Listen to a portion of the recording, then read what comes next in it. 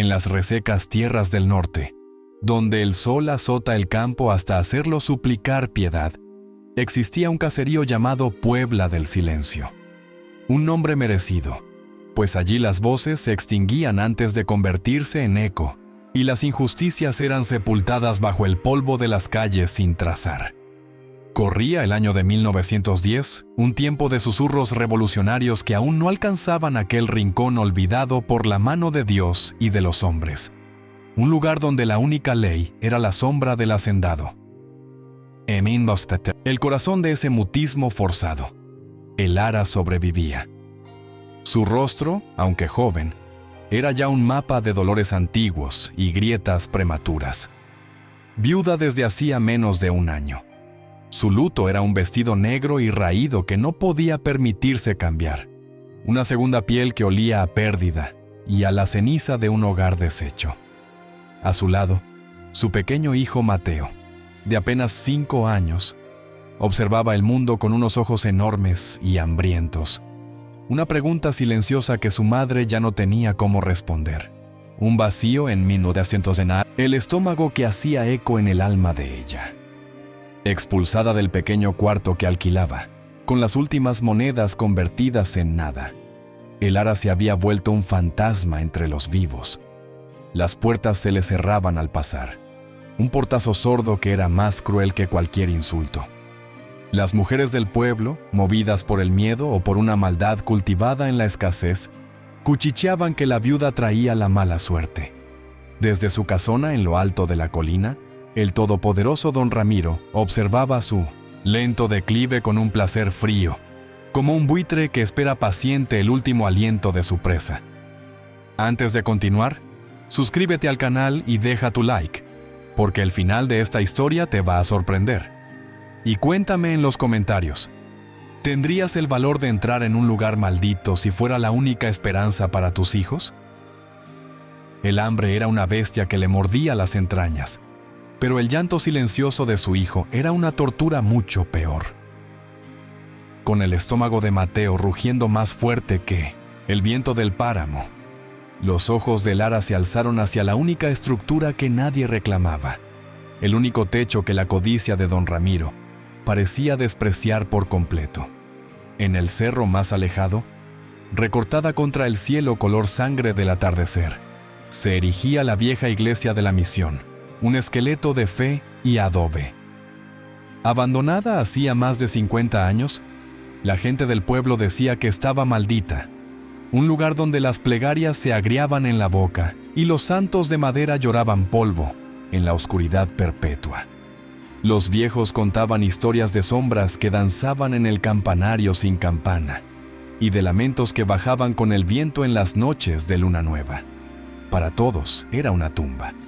Para el Ara, sin embargo, aquel cascarón sagrado y profanado por el olvido, era su única y última esperanza de un refugio.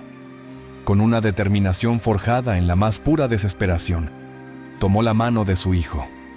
El pequeño la miró, sus ojos llenos de una confianza que le partió el alma, pues ella misma no sentía ninguna. Iban a caminar hacia la boca del lobo, hacia el lugar que todos temían, porque el miedo a los fantasmas era un lujo que ya no podía permitirse. El verdadero monstruo, el de carne y hueso, vivía en la hacienda y ya les había quitado todo lo demás.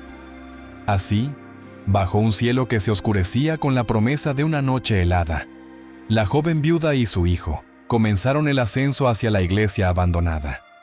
Cada paso era un acto de rebeldía contra el destino que le habían impuesto. Una negación a desaparecer en el polvo del camino. Mal sabía ella que el verdadero secreto de aquel lugar no eran los fantasmas que habitaban en las leyendas del pueblo, sino algo que cambiaría para siempre el destino de su familia. No siempre fue así. Hubo un tiempo, no tan lejano, en que el silencio era un remanso y no una condena. Un tiempo en que su pequeña casa de adobe, con su piso de tierra apisonada y su techo de paja, no era una jaula de miseria, sino el universo entero. El Ara recordaba el lacio aroma del café recién colado en las mañanas, mezclado con el humo de la leña, un perfume que se adhería a las paredes y a los recuerdos. Recordaba la risa de su esposo, Julián, una risa franca y sonora que parecía tener el poder de ahuyentar las sombras y hacer florecer el pequeño huerto que ella cuidaba con esmero junto a la puerta. La vida era una melodía sencilla, tejida con hilos de trabajo duro y amor profundo. Julián era jornalero en la hacienda de don Ramiro, un hombre de manos callosas y espalda fuerte, pero con una mirada que guardaba la ternura de un niño. Regresaba cada atardecer, cubierto del polvo del campo, y lo primero que hacía era alzar a Mateo en brazos, lanzándolo hacia el cielo rojizo, hasta arrancarle carcajadas que eran la música más dulce para el alma de Elara. Ella los observaba desde el umbral, con el corazón tan lleno que sentía que podría estallar de pura y simple felicidad. Esa felicidad, sin embargo, era una flor frágil creciendo a la sombra de un árbol, venenoso. Julián, a diferencia de otros hombres del caserío, no había nacido con la cabeza gacha. En su corazón ardía una brasa de justicia que se negaba a extinguirse. Escuchaba las historias de los más viejos, relatos susurrados sobre cómo las tierras que trabajaban hasta sangrar habían pertenecido alguna vez a sus abuelos, antes de que la familia de don Ramiro, con artimañas y violencia, se apoderara de todo. Julián no buscaba problemas, pero su espíritu se rehusaba a aceptar que el mundo estuviera tan torcido. Comenzó a hacer preguntas silenciosas al principio, luego más audaces. Preguntaba por los linderos antiguos, por los documentos que nadie había visto en generaciones. Su curiosidad era una pequeña piedra arrojada a un estanque de quietud forzada, y las ondas llegaron hasta los oídos del hacendado. Don Ramiro no toleraba las preguntas. Para él, la duda era el primer síntoma de la rebeldía, una enfermedad que debía ser erradicada de raíz, antes de que contagiara al resto del rebaño. Elara le suplicaba que tuviera cuidado, que pensara en su familia, pero el anhelo de dignidad en los ojos de su esposo era más fuerte que su miedo. Y entonces, llegó el día en que Julián no regresó. El sol se ocultó tras los cerros, tiñendo el cielo de un naranja fúnebre, y su silueta no apareció en el camino. El guiso que Elara había preparado con tanto esmero se enfrió sobre el fogón, y el silencio en la pequeña casa comenzó a adquirir un peso físico, aplastante. Mateo preguntaba por su padre, y cada pregunta era una puñalada en el pecho de Elara, que mantenía una vigilia inútil en la puerta, escudriñando una oscuridad que solo le devolvía el lamento del viento. La noticia llegó no con la compasión de un vecino, sino con la fría oficialidad del capataz de la hacienda. Un hombre de rostro impasible y ojos vacíos que se paró frente a ella sin siquiera quitarse el sombrero. «Un lamentable accidente», dijo, con una voz desprovista de toda emoción. «Una estampida de ganado en la cañada». Julián no tuvo tiempo de reaccionar. Las palabras eran huecas, un guión mal aprendido que no lograba ocultar la verdad hedionda que se escondía debajo. No hubo un cuerpo que velar, solo una historia conveniente y una orden de no hacer más preguntas. El mundo de Elara se hizo añicos. El dolor fue tan agudo, tan visceral, que sintió como si el suelo se abriera bajo sus pies para tragarla. Cayó de rodillas sobre la tierra que Julián había pisado esa misma mañana, y un grito mudo se ahogó en su garganta, un aullido sin sonido que le desgarró el alma. Mateo, al verla derrumbada, rompió en un llanto asustado, aferrándose a su falda, sintiendo el terremoto que había destrozado el centro de su pequeño universo. En ese instante, supo con una certeza helada que su esposo no había muerto por accidente. Había sido sentenciado por su valentía. La viudez fue un manto de plomo que cayó sobre sus hombros. La escasa caridad de los vecinos, movida más por el miedo a don Ramiro que por la falta de compasión, se agotó rápidamente. Las deudas comenzaron a crecer como la mala hierba, asfixiando sus últimos recursos. La ausencia de Julián no era solo un vacío en su cama y en su corazón. Era un hueco en el estómago de su hijo, un frío que ninguna manta podía calmar. Se convirtió en la mujer que todos evitaban, la portadora de una desgracia que nadie quería que le salpicara. Fue en una tarde polvorienta, cuando el sol caía a plomo, que don Ramiro decidió que la paciencia ceneciente le había agotado. Llegó a su puerta montado en su imponente caballo negro, cuya sombra pareció engullir la humilde vivienda por completo. No venía solo. 2 de sus hombres, de rostros duros como la piedra del páramo, lo flanqueaban, sus manos cerca de los machetes que colgaban de sus cinturas.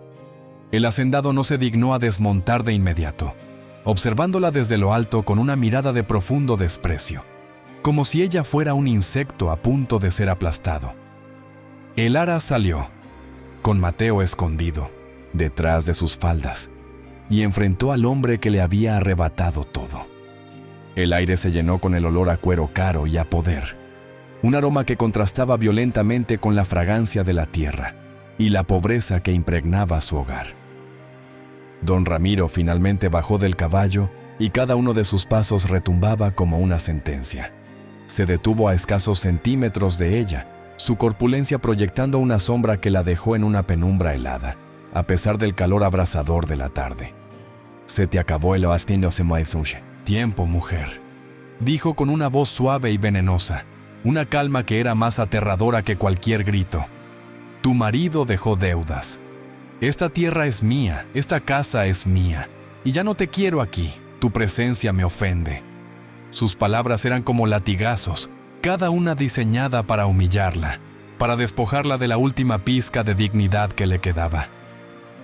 La acusaba de deudas que no existían, usando una mentira para justificar una crueldad que no necesitaba excusa alguna. «Por favor, don Ramiro», suplicó el ara, su voz rota por la angustia, tragándose el orgullo por el bien de su hijo. «Solo un poco más de tiempo.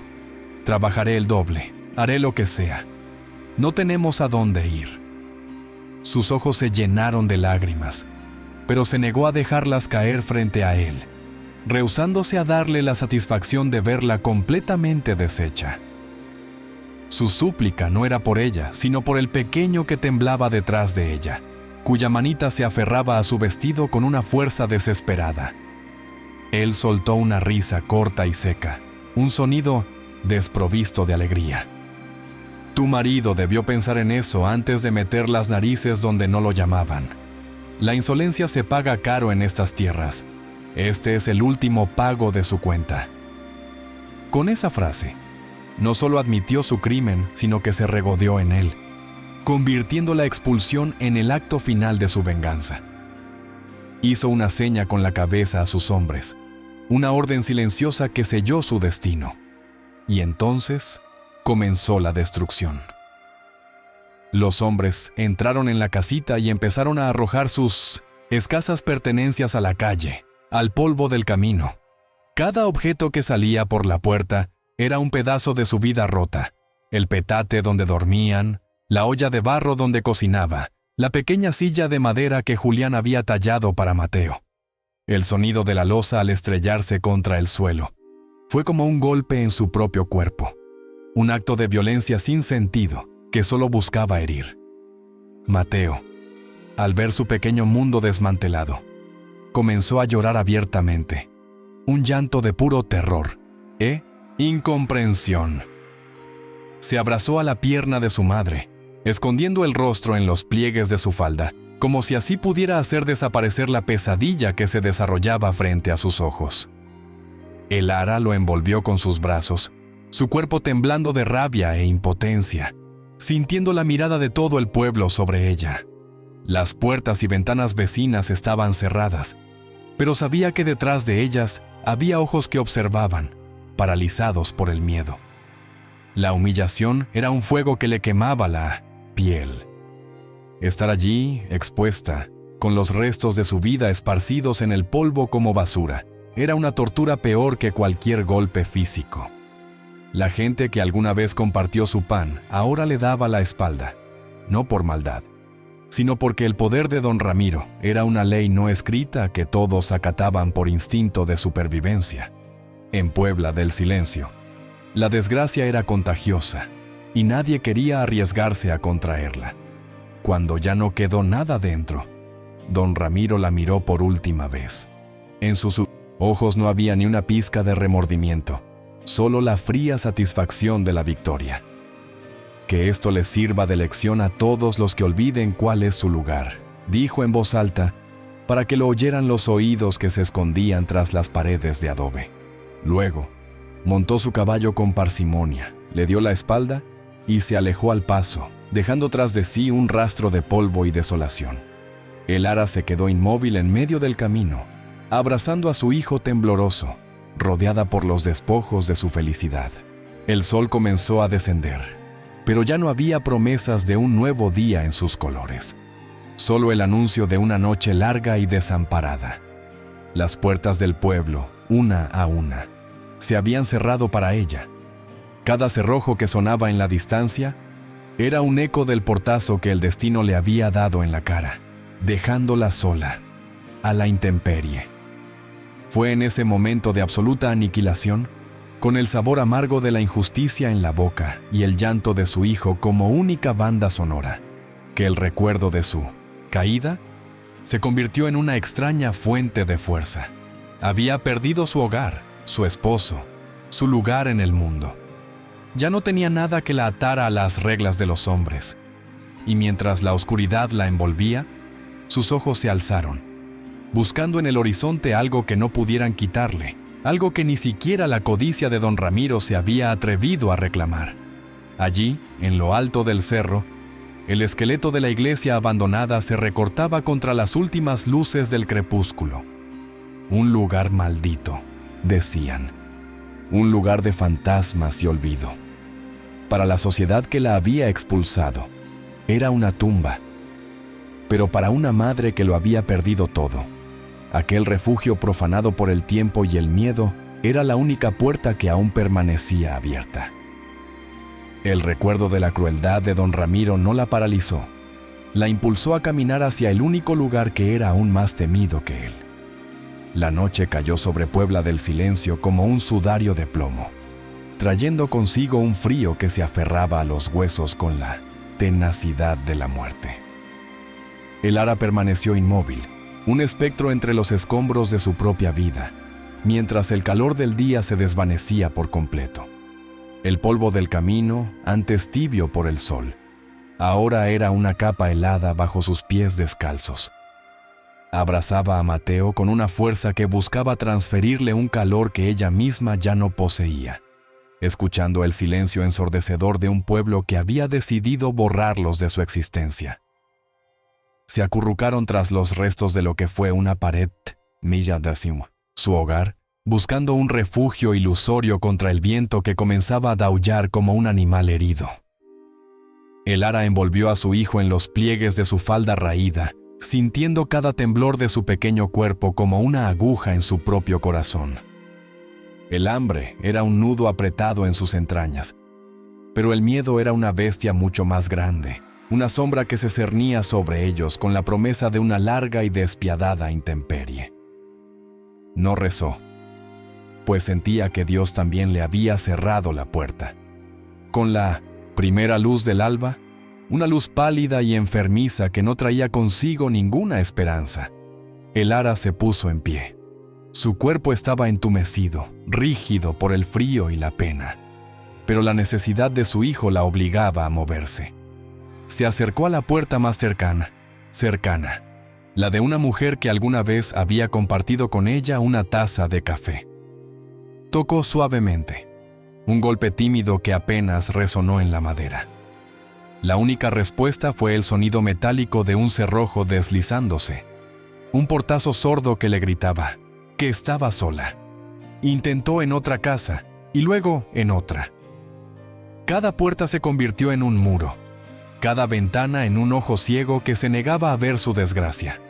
Escuchaba susurros detrás de las paredes de adobe, el movimiento apresurado de pies que se alejaban, el llanto de un bebé que era rápidamente acallado. La comunidad que la había visto crecer, casarse y llorar a su esposo, ahora la trataba como una plaga. Una enfermedad cuyo contagio todos temían. La caridad era un lujo que nadie podía permitirse bajo la sombra vigilante de don Ramiro. El sol subió en el cielo, volviéndose un verdugo implacable que calentaba el polvo y lo levantaba en remolinos asfixiantes. El hambre de Mateo ya no era un rugido, sino un quejido bajo y lastimero que la partía en dos. El ara mojó la punta de su rebozo con su propia saliva para humedecer los labios agrietados del niño, un gesto inútil que era todo lo que le quedaba por ofrecer. Sentía la debilidad invadir sus miembros, y el mundo comenzaba a oscilar ligeramente ante sus ojos, como un espejismo de su propia desesperación. Vagaron por las orillas del caserío, un par de fantasmas a plena luz del día, seguidos solo por su propia sombra y el desprecio de los demás. Los niños que antes jugaban con Mateo, ahora se escondían tras las faldas de sus madres, mirándola con una mezcla de curiosidad y miedo aprendido. El ara se había convertido en un cuento de terror para asustar a los desobedientes. La mujer a la que la mala suerte había devorado por completo.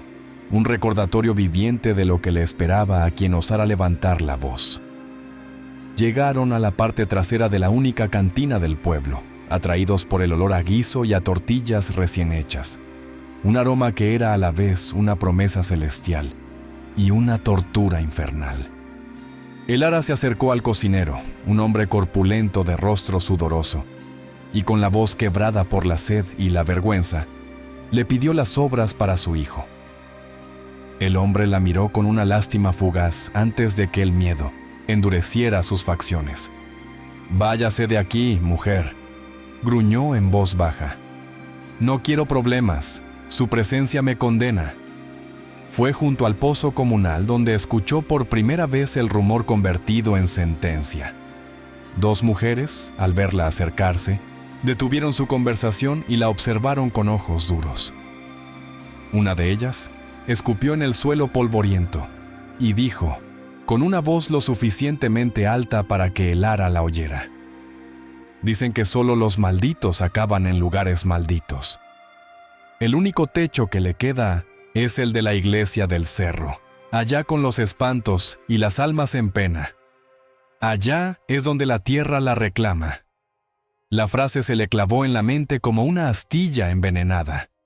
Levantó la vista hacia el cerro, donde la silueta esquelética de la iglesia se recortaba contra el cielo azul y cruel. Siempre había temido ese lugar, un nido de leyendas oscuras sobre lamentos de monjes y sombras que bailaban en el campanario sin campana. El miedo a lo profano, a lo olvidado por Dios, era algo que había mamado con la leche de su madre, una barrera invisible pero poderosa que ahora le señalaban como su único destino. La segunda noche fue peor. Una tos seca y febril comenzó a sacudir el pequeño cuerpo de Mateo. Un sonido frágil, que en la inmensidad del silencio nocturno sonaba como una sentencia de muerte. El ara lo sostuvo contra su pecho, sintiendo el calor antinatural de su piel, y por primera vez, la coraza de su determinación se resquebrajó. La impotencia la ahogó, una ola negra y helada que amenazaba con arrastrarla a la locura. Se sintió completamente derrotada, un animal acorralado esperando el golpe final, mientras mecía a su hijo enfermo bajo un manto de estrellas indiferentes. El recuerdo del rostro de Julián apareció en su mente. Recordó su terquedad, su negativa a aceptar la injusticia como ley natural. Él no se habría rendido. Él habría luchado hasta el último aliento por su hijo, por su familia. Y en ese recuerdo, en el eco de un amor que la muerte no había podido extinguir, encontró una última brasa de fuerza, pequeña y temblorosa, pero viva. La cruel sugerencia de la mujer del pozo regresó a su memoria, pero esta vez con un matiz diferente. Un lugar maldito, un lugar temido por todos. Eso significaba que era un lugar que ni siquiera la codicia de don Ramiro se había atrevido a tocar. Un santuario del miedo, un reino de fantasmas que, a diferencia de los hombres, quizás no juzgaban la pobreza ni castigaban la desgracia. La idea, antes aterradora, comenzó a transformarse en una posibilidad desesperada. ¿Qué era el miedo a un fantasma comparado con la certeza de ver a su hijo consumirse por la fiebre y el hambre a la vista de todos? Los monstruos de carne y hueso ya le habían demostrado su crueldad. Le habían arrebatado a su esposo, su hogar y su dignidad. Un espectro, un lamento en el viento. No podía ser peor que el sonido del cerrojo de una puerta cerrándose en su cara. La elección dejó de serlo. Se convirtió en el único instinto de Mino de Asinus, supervivencia que le quedaba. Se puso de pie, cada músculo de su cuerpo protestando con un dolor sordo. El movimiento fue un acto de pura voluntad, una resurrección desde la tumba de la desesperanza. Despertó a Mateo con la suavidad de una caricia, susurrándole al oído palabras de consuelo que ella misma no sentía. Pero su voz, cuando le habló de encontrar un nuevo hogar, ya no temblaba. Había encontrado el fondo de su abismo, y desde allí, el único camino era hacia arriba.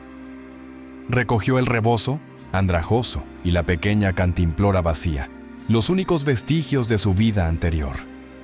Lanzó una última mirada al caserío dormido, a las luces débiles que parpadeaban tras las ventanas que se le habían negado. No sintió tristeza ni nostalgia, solo un frío desapego, como si estuviera mirando un lugar que ya no le pertenecía, un mundo del que había sido irrevocablemente exiliada. Ya no había nada para ella en las reglas y los miedos de los hombres. Tomó la mano febril de Mateo, una manita que se aferró a la suya con una confianza que le desgarró el alma y al mismo tiempo la llenó de una fuerza sobrehumana. Ese pequeño gesto era su ancla, su brújula y su razón. Le dio la espalda a Puebla del silencio, a sus puertas cerradas y a sus corazones endurecidos, y comenzó a caminar. Sus pies descalzos encontraron el sendero apenas visible que ascendía por la ladera del cerro, un camino que nadie se atrevía a tomar después del anochecer. Cada paso en la oscuridad era un desafío, un acto de fe ciega en la desesperación. Caminaba hacia la boca de las leyendas, hacia el corazón del miedo del pueblo. No sabía si encontraría fantasmas o simplemente ruinas y olvido, pero sabía con una certeza absoluta que estaba dejando atrás el verdadero infierno. Aquel lugar maldito, aquella tumba de la fe, se había convertido en su última y única esperanza de un amanecer. El ascenso fue una penitencia de polvo y espinas. Cada paso por la ladera era una batalla contra la gravedad y la fatiga que le carcomía los músculos. Mateo, ardiendo en fiebre, se había convertido en un peso casi inerte en sus brazos. Su respiración, un siseo débil contra el pecho de su madre. La fachada de la iglesia, a medida que se acercaban, no parecía un refugio, sino la boca abierta de una bestia de adobe y piedra, lista para devorarlos. El viento silbaba a través de las grietas y del campanario vacío, un lamento perpetuo que parecía advertirles del sacrilegio que estaban a punto de cometer. Cuando sus pies, descalzos, finalmente pisaron el atrio cubierto de maleza, el ara sintió un escalofrío que no era solo por el frío de la noche. Estaba parada en el umbral del miedo de todo un pueblo. Las puertas de madera, gigantescas y grises por la intemperie, estaban adornadas con clavos de hierro oxidados, que parecían lágrimas de sangre congelada. Apoyando a Mateo contra la pared, usó todo el peso de su cuerpo exhausto para empujar. La madera se quejó con un estruendo profundo y gutural, un sonido que pareció despertar algo dormido en las entrañas del edificio y quebrar un silencio de 50 años. El aire que se derramó desde Litaes del interior fue una exhalación de tiempo estancado. Olía a polvo sagrado, a la cera rancia de velas consumidas hacía décadas, a la descomposición lenta de la madera y al incienso fantasma que se aferraba a las paredes, como un recuerdo obstinado. La oscuridad era casi total, rota apenas por los delgados hilos de luz de luna que se colaban por los vitrales rotos en lo alto, proyectando formas espectrales sobre el suelo de baldosas irregulares. El eco de sus propios pasos, tímidos y vacilantes, resonó en la nave vacía como si una congregación de fantasmas la estuviera observando. El interior era un cementerio de fe. Los bancos de madera, tallados con una devoción olvidada, estaban volcados y cubiertos por un sudario de telarañas tan gruesas que parecían de algodón sucio. De las paredes, los frescos descoloridos de ángeles y santos la miraban con ojos vacíos, sus rostros agrietados como si lloraran la desolación del lugar.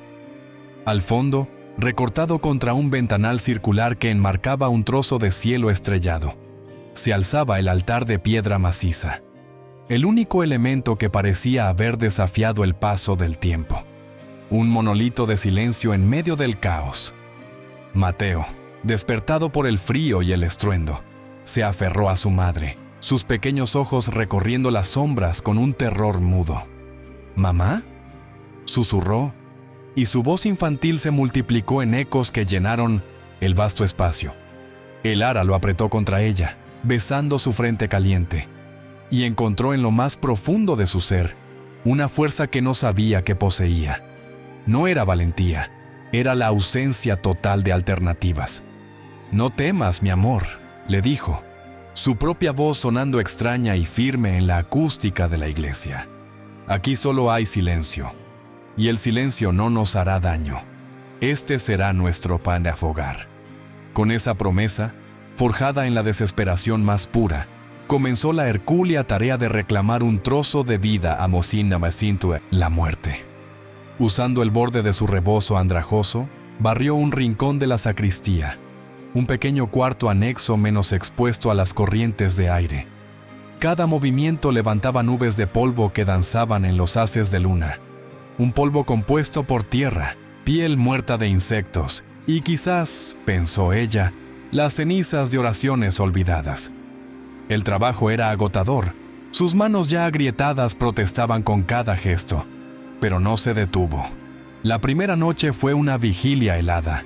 Se acurrucó con Mateo sobre un lecho improvisado de hojas secas y hierba que había arrancado del exterior, cubriéndolo con su propio cuerpo para darle un calor que a ella le faltaba. El llanto del viento era su única canción de cuna, y las sombras que se movían en la periferia de su visión eran sus únicos compañeros. No rezó. Sentía que hablar con Dios en su propia casa abandonada sería la más cruel de las ironías. En cambio, veló el sueño febril de su hijo, una leona protegiendo a su cachorro en una cueva profanada. Los días siguientes fueron una rutina de supervivencia brutal. Descubrió que el agua de lluvia se filtraba por una grieta en el techo del baptisterio, formando un charco constante en la pila bautismal de piedra. El agua tenía un sabor a tierra y a musgo, pero era vida. Con una tenacidad que sorprendía incluso a sí misma, exploró los alrededores del cerro, encontrando raíces comestibles y hierbas amargas que cocinaba en un trozo de lata sobre una pequeña fogata que encendía con esfuerzo, escondiendo el humo para no delatar su presencia. Poco a poco, el espacio comenzó a transformarse. El rincón que habían reclamado ya no parecía una tumba, sino un nido. El ara había logrado enderezar un par de bancos para formar una barrera contra el viento, y había tapado el hueco de una ventana con tablas sueltas. El sonido constante de su trabajo, el barrer, el limpiar, el ordenar, comenzó a llenar la iglesia con un nuevo tipo de liturgia, la de la voluntad de vivir. Estaba purgando no solo la suciedad, sino también la desesperación, imponiendo su orden sobre el caos del abandono. Mateo, gracias al refugio del frío y al agua constante, comenzó a mejorar. Su fiebre cedió, y aunque la debilidad aún lo aferraba, un destello de su antigua curiosidad regresó a sus ojos. Comenzó a explorar su nuevo y extraño hogar, sus risas infantiles rebotando en las altas bóvedas, un sonido tan puro y vivo que parecía tener el poder de ahuyentar a los fantasmas y bendecir las ruinas. Verlo sonreír en 1900, en medio de aquella desolación, le dio a el ara la fuerza para enfrentar la tarea final: el altar. El corazón de la iglesia, el lugar más sagrado, permanecía intocado, cubierto por la capa más densa de polvo y olvido. Limpiarlo se sentía como un acto definitivo, una forma de agradecerle a aquel esqueleto de fe por el refugio que les había brindado. Una tarde, mientras el sol poniente teñía los vitrales rotos de colores sangrientos, el ara se arrodilló ante los escalones de piedra. Con un paño húmedo, comenzó a frotar las baldosas del suelo, revelando los patrones geométricos que se escondían debajo de la mugre de medio siglo. Fue entonces cuando lo sintió. Una de las losas de piedra, justo en el centro, frente al primer escalón del altar, no estaba fija como las demás. Se movió apenas 1 milímetro, bajo la presión de su mano. Se detuvo, el corazón de repente latiéndole en los oídos. Volvió a presionar, esta vez con más fuerza. La piedra se hundió ligeramente y devolvió un sonido sordo, un eco hueco que no pertenecía a la tierra sólida que debía haber debajo. Era el sonido de un vacío. La curiosidad, una emoción que creía muerta junto con la esperanza, se encendió en su interior como una brasa reavivada por el viento. Buscó a su alrededor y encontró una varilla de hierro de un viejo candelabro roto. Con manos temblorosas, la introdujo en la delgada grieta que rodeaba la baldosa. Hizo palanca, aplicando la poca fuerza que le quedaba. La piedra se resistió al principio como un secreto que se negara a ser revelado, pero luego, con un gemido de protesta, cedió. Lentamente, con un esfuerzo que le hizo doler cada músculo de la espalda, logró levantar un borde de la pesada losa. Un soplo de aire frío y húmedo escapó del agujero. Un aliento que olía a tierra profunda, a moho y a algo más, algo antiguo y sellado. El olor de los secretos enterrados. Apartó la baldosa por completo, revelando un compartimento cuadrado y oscuro, una pequeña cripta excavada directamente bajo el Yatzon, suelo sagrado. Su corazón martillaba contra sus costillas, una mezcla de miedo y una extraña y premonitoria excitación. No había huesos ni restos de un entierro. En el fondo del hueco, apenas visible en la penumbra, descansaba un objeto. Era un cofre. No era grande, hecho de una madera oscura que la humedad había ennegrecido, y estaba reforzado con tiras de hierro corroídas por el óxido. El candado que alguna vez lo aseguró se había desintegrado, dejando solo una mancha rojiza sobre la madera. No era una tumba, era un escondite. Con una reverencia casi instintiva, se arrodilló y extendió los brazos hacia el interior del frío compartimento. Sus dedos rozaron la madera húmeda y astillada. El cofre era pesado, más de lo que aparentaba. Con un gruñido de esfuerzo, lo agarró con ambas manos y lo sacó a la luz moribunda del atardecer. Lo depositó sobre las baldosas polvorientas y se quedó un momento observándolo, la respiración agitada, la mente corriendo a través de todas las posibilidades. Oro de la misión, cálices de plata y reliquias sagradas escondidas durante alguna revuelta olvidada. Cualquier tesoro que pudiera comprarles comida, una vida lejos de allí. Con un movimiento lento y deliberado, como si temiera lo que pudiera encontrar, apoyó los dedos en la tapa y la levantó. Las bisagras oxidadas chirriaron, un sonido agudo que cortó el silencio solemne de la iglesia. El interior estaba forrado con un terciopelo que alguna vez fue rojo y ahora era del color del vino seco. Pero no había oro. No había joyas ni monedas que brillaran a la luz del crepúsculo. Lo que descansaba sobre aquella tela raída era algo infinitamente más valioso y a la vez infinitamente más peligroso. Era un paquete de papeles amarillentos, atados con una cinta de cuero reseca que amenazaba con romperse. Con un cuidado extremo, como si tocara las reliquias de un santo, desató la cinta. En la parte superior había un pequeño diario encuadernado en cuero, con las iniciales FB, grabadas a fuego en la tapa.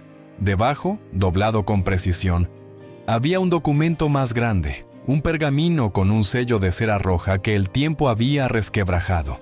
Sus manos temblaban tanto que apenas podía sostenerlo. Lo desplegó con delicadeza. La caligrafía era elegante y antigua, pero las palabras eran claras, inequívocas. título de propiedad comunal de las tierras de Puebla del Silencio. Leyó en un susurro ahogado: concedido en el nombre de su excelencia el virrey a las familias, fundadoras para su uso y sustento a perpetuidad. Su sangre se heló en las venas. Las tierras, todas las tierras que don Ramiro reclamaba como suyas, no le pertenecían a él, le pertenecían al pueblo. Abrió el diario. La tinta, desvaída por los años, contaba la historia del último párroco de la iglesia, un hombre llamado Fray Benito. Y en las primeras páginas que leyó, con el corazón encogido de horror y una comprensión que la dejó sin aliento, no encontró la confesión de sus propios pecados, sino los de otro hombre. Un crimen que había sido la piedra fundacional sobre la que se construyó toda la tiranía que los oprimía.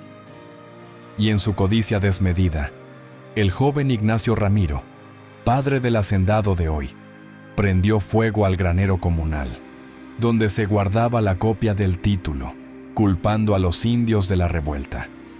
En la confusión y el miedo, se apoderó de las tierras, forzando el silencio de todos con sangre y amenazas. He fallado a mi rebaño.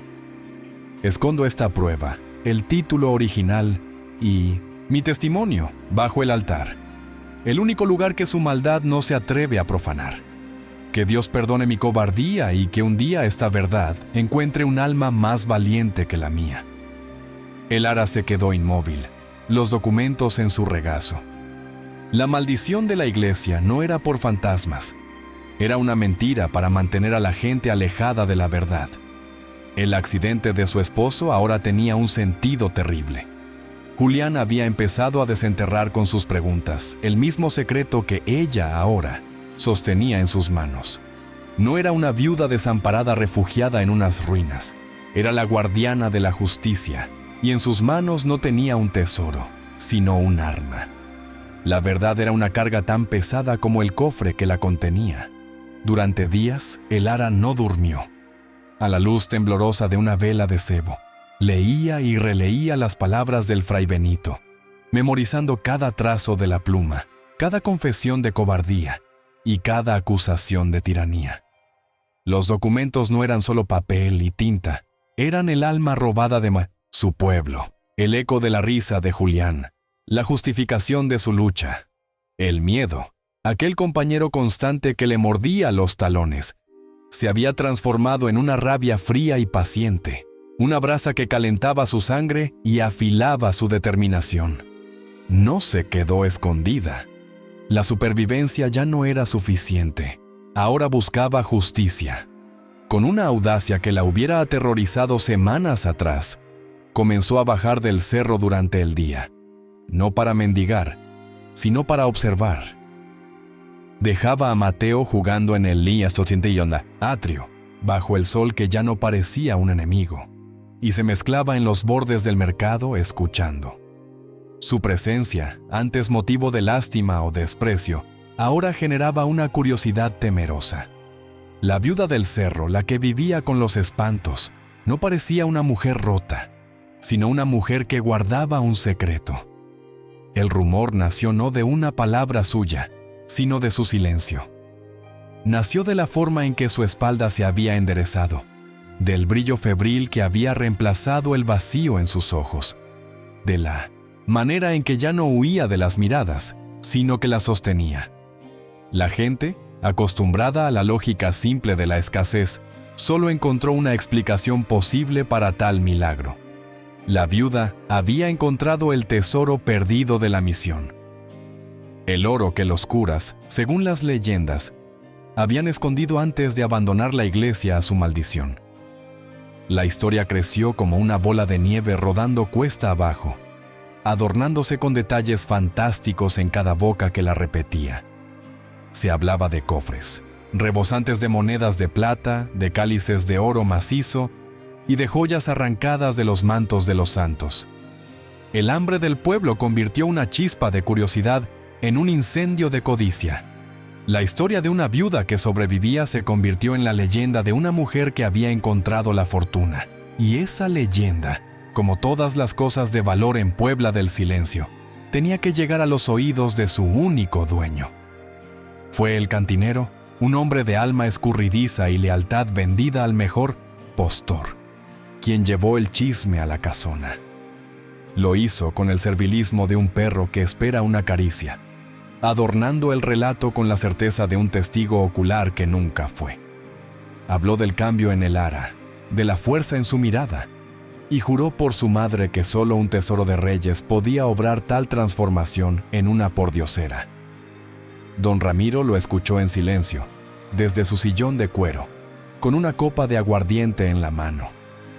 Al principio, una sonrisa de desprecio se dibujó en sus labios.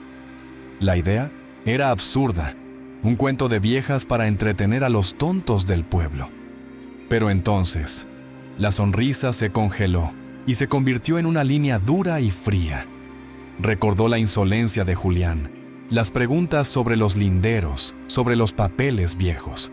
¿Y si el marido, antes de su accidente, le hubiera contado algo a la mujer? ¿Y si no era oro lo que había encontrado, sino algo que él creía enterrado para siempre bajo el peso de 2 generaciones de miedo? La duda se instaló en su pecho, como una serpiente de hielo. No importaba si era oro o si eran papeles. La mujer le pertenecía. Su desgracia le pertenecía. Su supervivencia era una ofensa personal, un desafío a su poder omnipotente. Que ella pudiera encontrar algo, cualquier cosa, en un lugar que él había despreciado, era una afrenta intolerable. El placer que había sentido al verla expulsada y rota se convirtió en una furia corrosiva al imaginarla dueña de un secreto, dueña de un poder que no le correspondía. La codicia y el orgullo, heridos, se mezclaron en un veneno que nubló su juicio.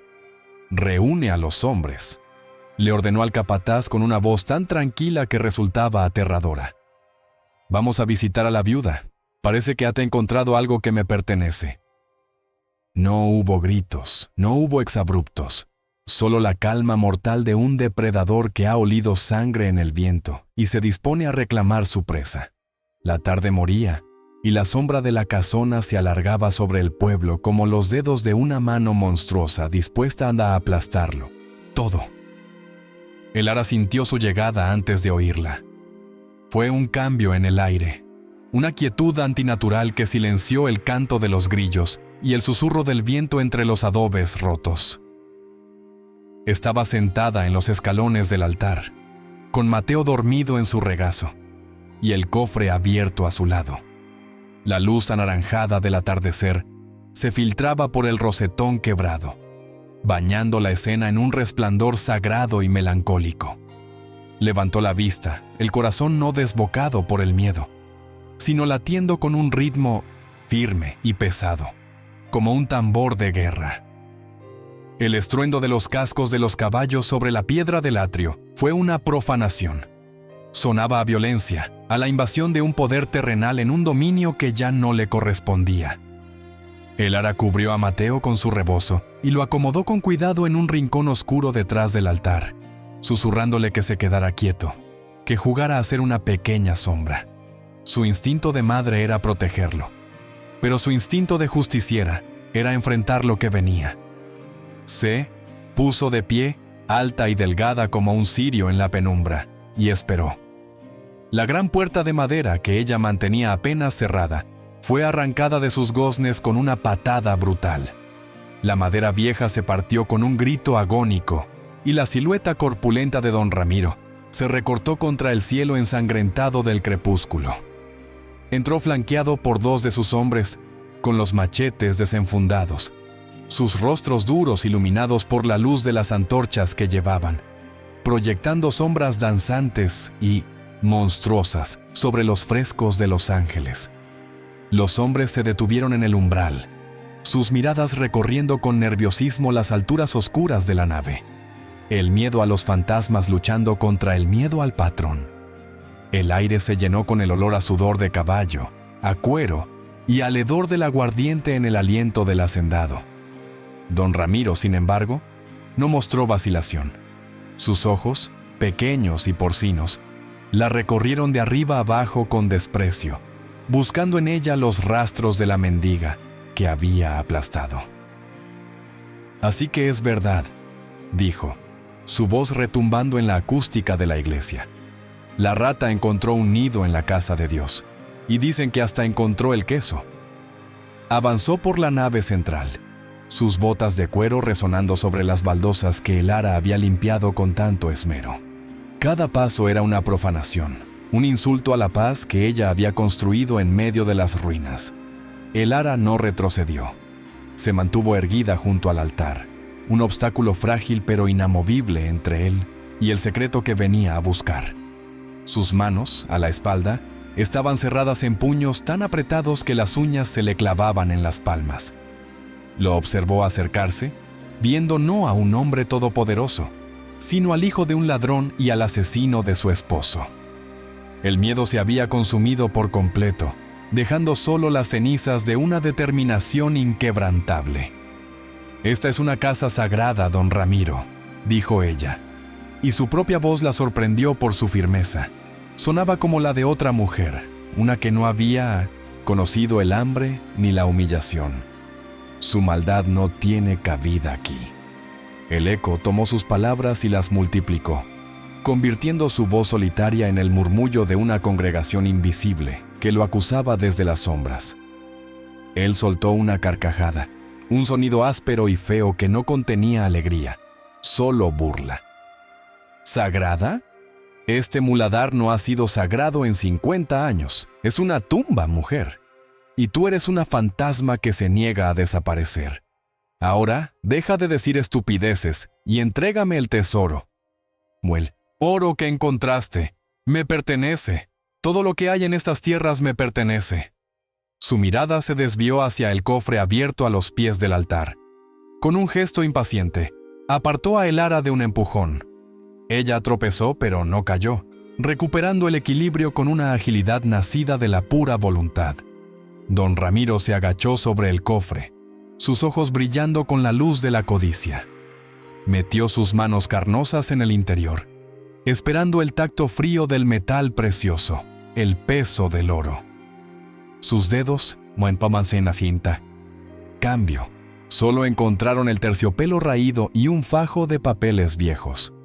La confusión en su rostro fue un espectáculo breve y grotesco. Sacó los documentos, mirándolos como si fueran un insulto, como si la hubieran engañado. «¿Qué es esta basura?», rugió, volviéndose hacia ella con el rostro congestionado por la furia. «¿Dónde está el oro? No juegues conmigo, mujer, o te juro que haré que lamentes el día en que tu madre te trajo al mundo». «Ese es el tesoro», respondió el ara, su voz ahora un susurro cortante como el filo de un cuchillo.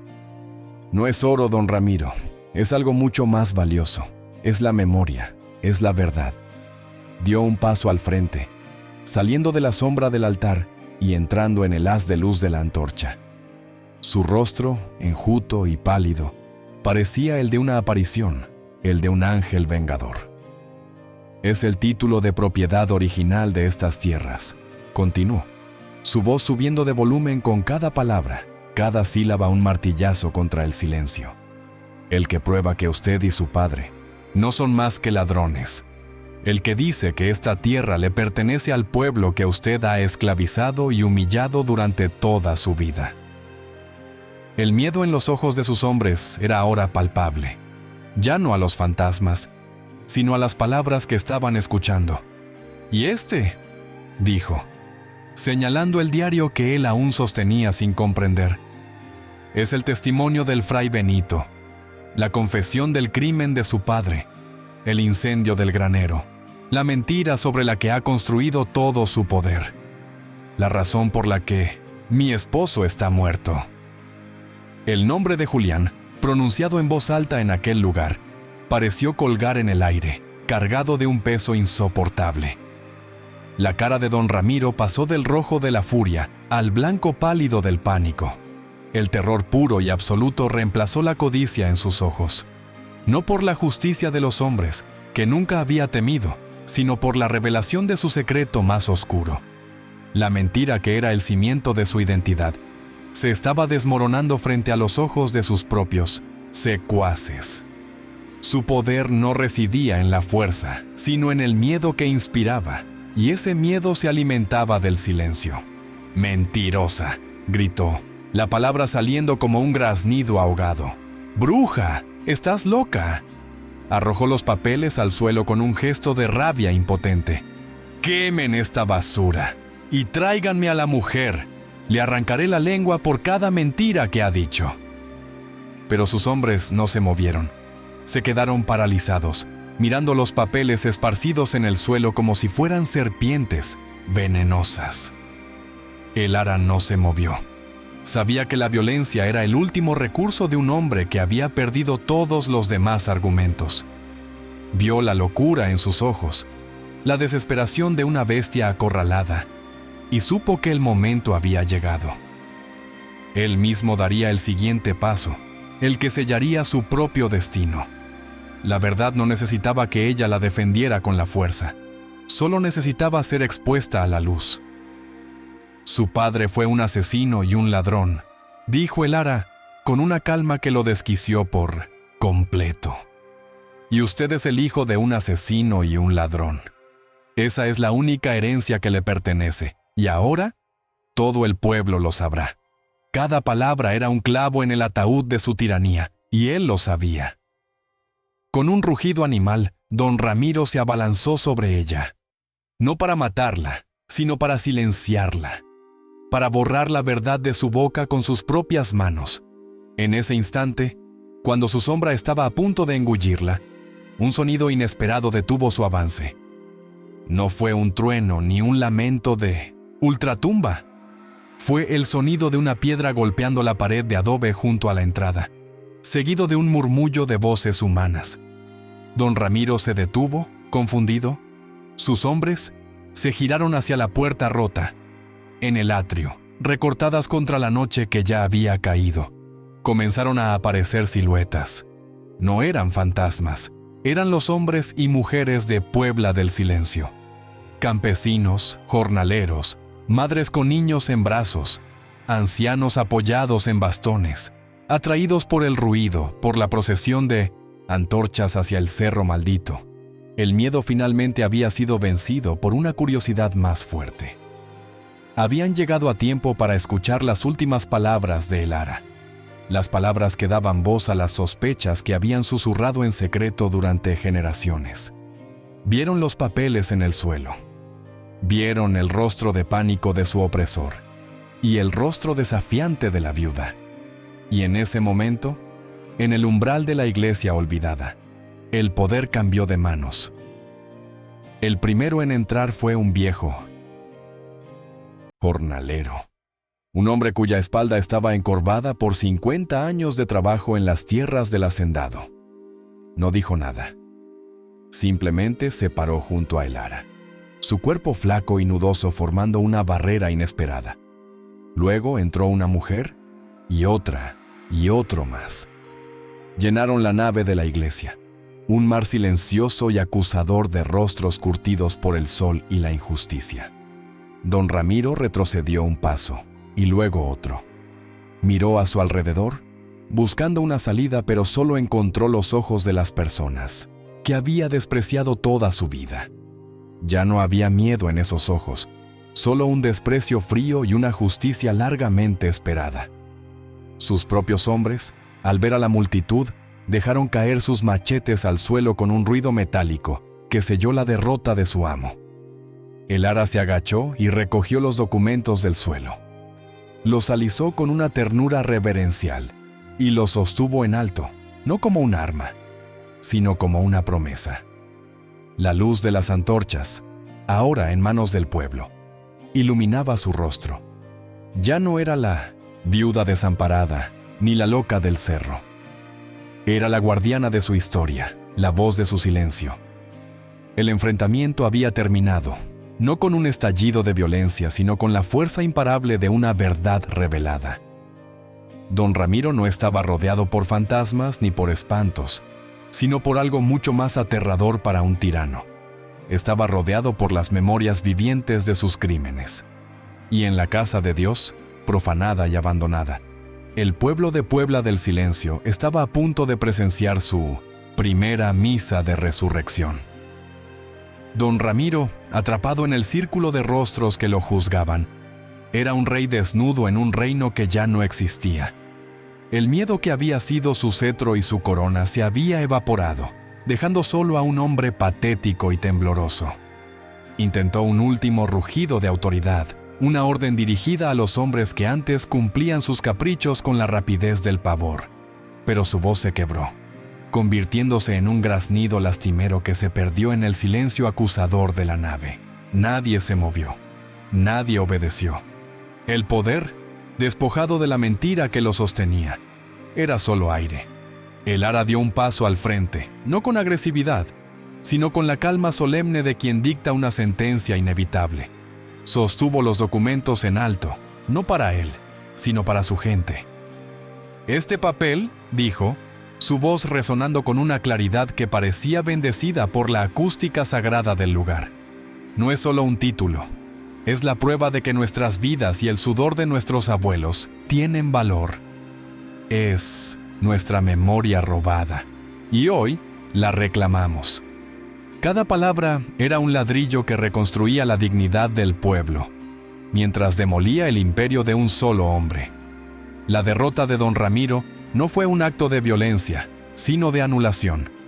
El viejo jornalero que se había parado primero junto a el ara se acercó a él, y en lugar de golpearlo, simplemente le dio la espalda. Luego, una mujer, cuyo hermano había muerto de agotamiento en los cañaverales del hacendado, hizo lo mismo. Uno por uno, como una marea silenciosa e imparable, los habitantes de Puebla del Silencio le dieron la espalda, creando un vacío a su alrededor. Una celda hecha no de barrotes, sino de desprecio y olvido. Fue la más humillante de las ejecuciones. Lo borraron de su existencia. Despojado de su nombre, de su poder y de la mirada de quienes había oprimido, don Ramiro se convirtió en un fantasma. Se quedó solo en medio de la iglesia, rodeado por las espaldas de su antiguo rebaño. Salió tropezando de aquel lugar sagrado que había profanado y caminó por las calles de un pueblo que ya no lo reconocía. Las puertas que antes se abrían con servilismo, ahora se cerraban con un portazo de indiferencia. Fue condenado a vagar por las tierras que creía suyas, como un espectro invisible. Un recordatorio viviente de que la tiranía más grande se derrumba ante la más pequeña de las verdades. El ara no miró su partida. Sus ojos estaban fijos en su gente, en los rostros que, por primera vez en generaciones, se atrevían a mirarse unos a otros con esperanza en lugar de miedo. El cofre que contenía los documentos fue llevado en procesión desde la iglesia hasta el centro del pueblo, no como un tesoro de oro, sino como el arca de una nueva alianza, un pacto de comunidad y justicia. Aquella noche, por primera vez, el silencio de la Puebla no fue de opresión, sino de paz profunda y compartida. Los días que siguieron fueron un torbellino de renacimiento. Los hombres y mujeres, armados con el título de propiedad, se organizaron. Los linderos fueron redibujados según la memoria de los ancianos y la tinta del documento virreinal. La tierra, sedienta de un trabajo hecho con amor y no con miedo, pareció responder con una generosidad renovada. El trabajo era duro, más duro que nunca, pero era un cansancio dulce. El cansancio de quien construye su propio futuro, ladrillo a ladrillo, surco a surco. La iglesia en el cerro se convirtió en el corazón palpitante de la comunidad. Ya no era un lugar maldito, sino un santuario de su memoria y su fuerza. Las familias trabajaban juntas para restaurarla, reparando el techo, limpiando los frescos, y en el campanario, donde antes solo silbaba el viento, colgaron una nueva campana forjada con el metal de las herramientas del capataz de la hacienda. Su tañido no llamaba a misa, sino que celebraba la libertad de cada nuevo amanecer.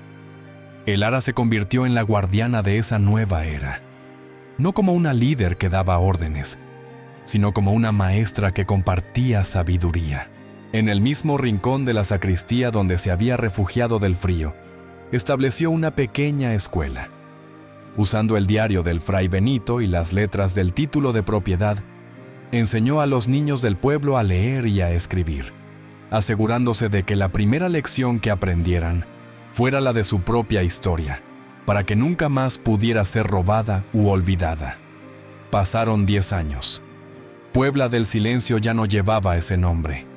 Ahora la llamaban Puebla de la Voz, un lugar donde las risas de los niños se mezclaban con el canto de los hombres en los campos y las conversaciones de las mujeres en el mercado. Las casas de adobe ya no eran grises y tristes.